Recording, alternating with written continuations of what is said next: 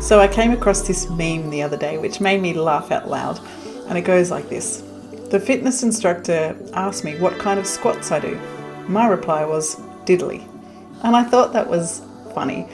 And then I started thinking, well, why do I find that funny? And why would anyone find that funny? We're kind of laughing at our own folly, at our own laziness. And then I realised it's because it kind of suggests we can let ourselves off the hook. It's okay to be lazy because other people are lazy, and we're laughing at our laziness in a way. And so there's a sense of relief.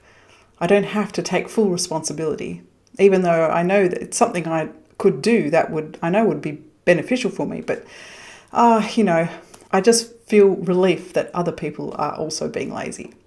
And that's all good and fine. But I also want to say, why do we tend to kind of celebrate laziness in a way?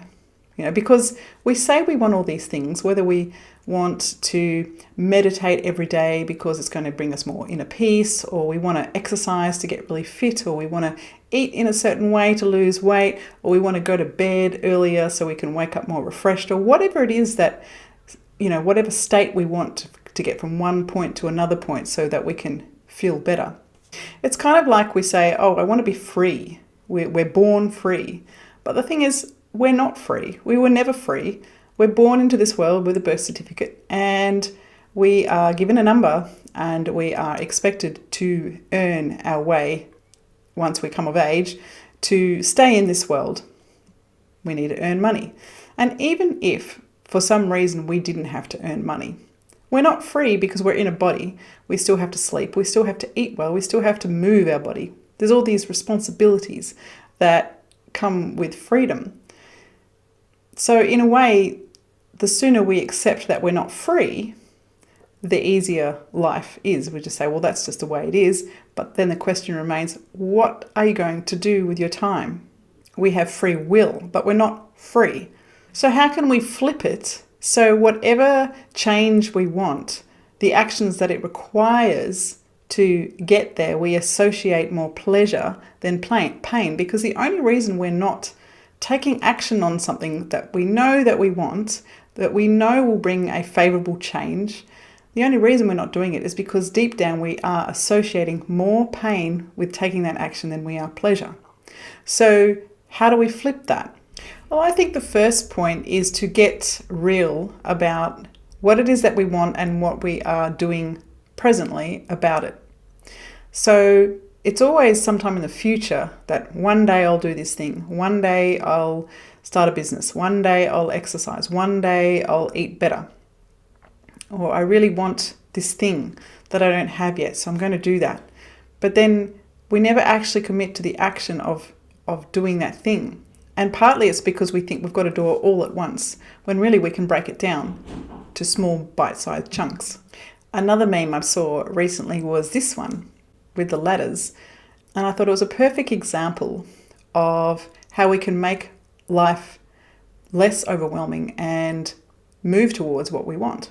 And maybe even just with that small mindset shift, that we will start taking an action towards the thing rather than thinking we have to do it all at once. But then even with the smaller steps, when are you going to take those smaller steps? And here is where I think using a calendar is really important. It might sound obvious, but when in the day are you going to sit down and work towards the thing that you want, whether that's more inner peace, more happiness, more money, a better relationship, eating better, going to sleep? Are you going to do that thing at 5 in the morning, 5:30 in the morning, 6, 7 a.m., 8, 9, 10, lunchtime, afternoon, before dinner? When exactly are you going to commit to the thing that you think that you want that's going to make your life more pleasurable, happier, easier, less overwhelming? And when will you do it the next day? And then the day after that? And then the day after that? Now, as you listen to this, does this sound too restricting to you? Like you feel like, oh, that just makes me feel not free.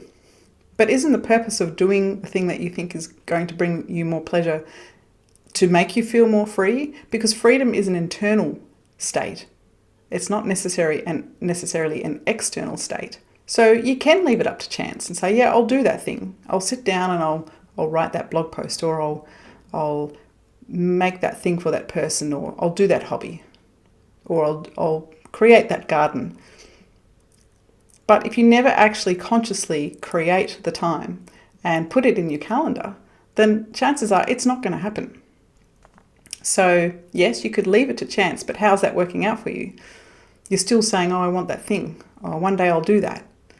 But let's get real. If you want the improved internal state, then you actually have to take the action at some point, and you need to plan it as to when it's going to happen. And it needs to be non-negotiable in your day as to when you're going to do it. So let me know in the comments as to what thing that you want to create in your life, and what tiny baby step can you take tomorrow or even right now that's going to set you in the direction that you want to go. And then when will you do it the next day, and then the next day? Because our life is made in one habit at a time.